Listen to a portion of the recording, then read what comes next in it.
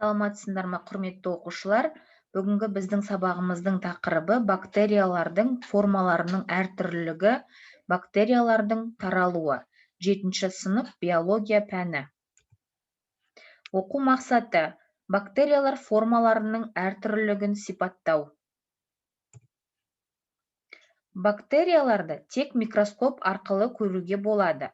Сондықтан оларды микроорганизмдер немесе микробтар деп атайды. Микроорганизмдерді микробиология ғылымы зерттейді.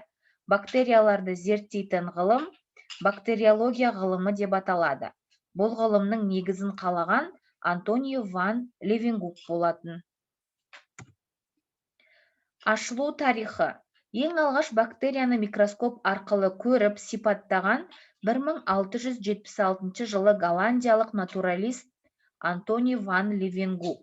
Бактерия терминін 1828 жылы Кристиан Эренберг енгізді. 1850 жылдары Луи Пастер бактериялардың физиологиясы мен зат алмасу қасиеттерін, олардың ауру туғызушы қасиетін сипаттады. Роберт Кох бактерияларды зерттей отырып, олардың ауру қоздырғыш екенін анықтап, оларды Кох таяқшасы деп атаған болатын. 1905 жылы туберкулез ауруының себебін анықтағаны үшін Нобель сыйлығын алған. Бактерияларды зерттейтін негізгі сала ол микробиология. Микробиология ұсақ, көзге көрінбейтін микробтар немесе микроорганизм атауы берілген ағзаларды, олардың тіршілік үшін оң және кері әсерлерін зерттеп оқытатын ғылым саласы. Бактериялар қайда өмір сүреді? Бактериялар жер шарының кез келген жерінде кездеседі.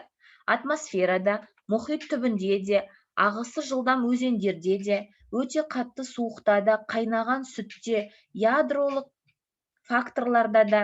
Ең көп кездесетін жері топырақта, топырақтың жоғарғы қабатында кездеседі екен. Миллиондаған бактериялар болады, яғни шамамен 1 гектарда 2 тоннаға дейін бактерия кездеседі. Бактериялар сонымен бірге өсімдіктер, жануарлар, адамдар денесінде паразиттік жолмен тіршілік етеді. Кейбір бактериялар адамның ас қорыту жолында да тіршілік етеді екен. Бұл біздің тұрақты серіктесіміз. Олар ішектің қалыпты тіршілік әрекеті жүзеге аспайды. Бактериялар пішініне қарай бірнеше топқа бөлінеді. Оларды атап өтетін болсақ, коккалар, олар шар тәрізді, бациллалар, таяқша пішінді, спириллалар, оралма тәрізді және вибриондар үтір пішінді болып келеді. Бактериялар организмдердің ішіндегі жасушалары ең ұсақ түрлері.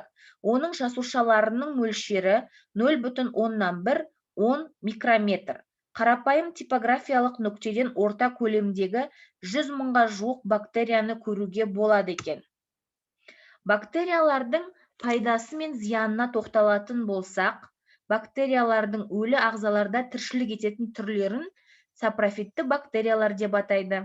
Олардың көпшілігі шіріген өсімдіктер мен өлген жануарларды, саңырауқұлақтарды ыдыратып шірітеді. Сол себепті оларды кейде ғаламшарымыздың тазалаушылары деп те атаймыз. Ал зияны қандай? Тірі ағзалардың, жануарлардың, өсімдіктердің денесінде мекендейтін түрлерін паразитті бактериялар деп атаймыз. Олар тірі ағзаның жасушасынан ағзалық заттарды сорып, паразиттік жолмен тіршілік етеді. Балалар, сендерге бүгінгі тақырып бойынша берілетін тест жұмысы. Тест жұмысын орындап, сұрақтарға жауап береміз. Екінші оқу тапсырмасы: өсімдік жасушасы мен бактерия жасушасын салыстырамыз.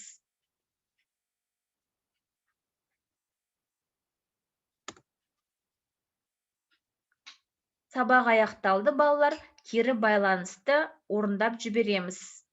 Аяқталмаған сөйлем әдісі бойынша сендерден кері байланыс алынады. Үйге тапсырма: ауру тудыратын бактериялармен күресу шаралары туралы мәлімдеме дайындаңыздар.